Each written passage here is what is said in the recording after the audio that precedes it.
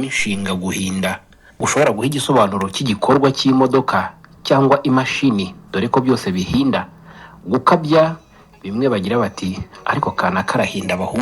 Ariko ukuri gutangazwa ku nyito ya hindiro kuri mu mateka nyabami. Nongeye kuguha ikaze mu Kingogo.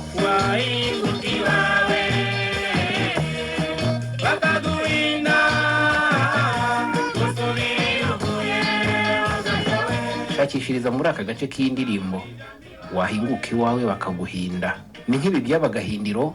Nujya ushaka kuvuga hindiro iriya uyijyanisha n'imvo y'inyito, ujye ugira uti hindiro ry'imiziro, hindiro ry'abagome n'ibindi bisa nk'ibyo. Tumenye igihugu. Ngewe ndi Alex Namahoro, uyu nawe ni Cyuzuzo Nkundabagenzi Silveri, ndi umuturage wo mu karere ka Ngororero.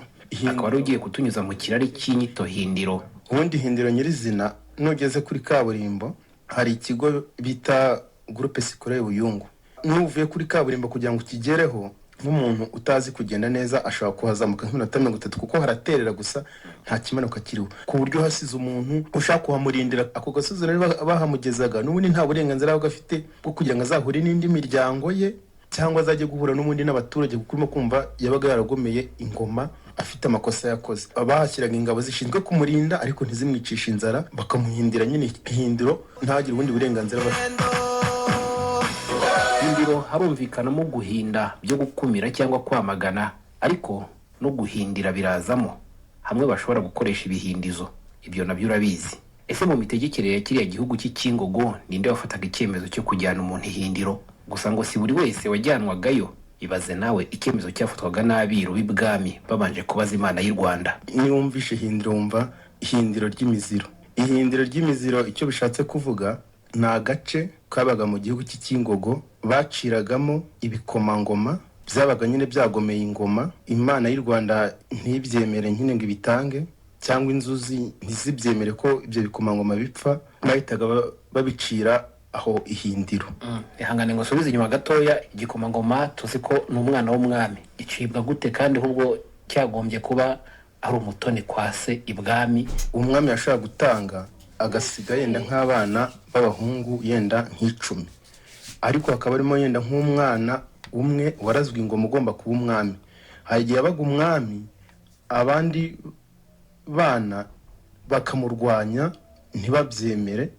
Icyo gihe rero barabaragurizaga, ugasanga yenda nk'umwana umwe cyangwa babiri indagu zigaragaje yuko napfa igihugu gishobora guhura n'ibibazo, bagahitamo kumucira aho ihindiro ry'imiziro. Ariho igikomangoma cya nyuma cyagaragaye bahaciriye ni igikomangoma cyagaragaye mu yicwa rya Nyirayuhi wa kane Muroronkwere, cyo bise inkota y'imbirima na matovu, ni Karamira Kavuninka, niwe bahaciriye bwa nyuma hari ihindiro.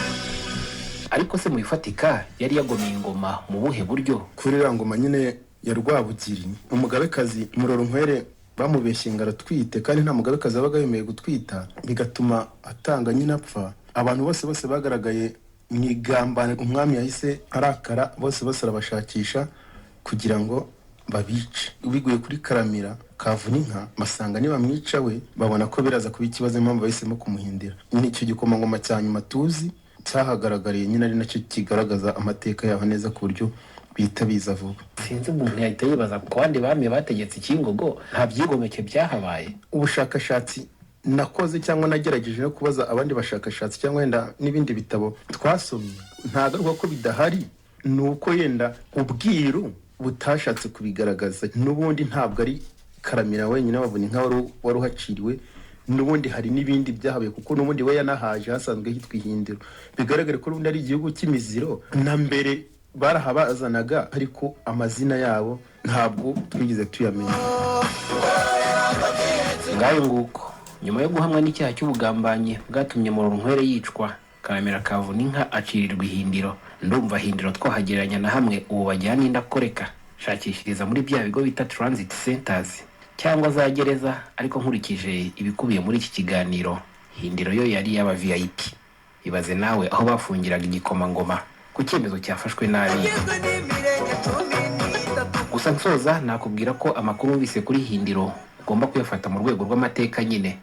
Nguhamirije ko nuhagera uzahasanga ari umurenge nk'iyindi, nta bisigisigi by'imiziro cyangwa ukwigomeka wahabona. Hindiro iri mu mujyo umwe mu iterambere n'imibereho myiza y'abaturage, kimwe n'ahandi hose mu Ngororero cyangwa mu Rwanda muri rusange.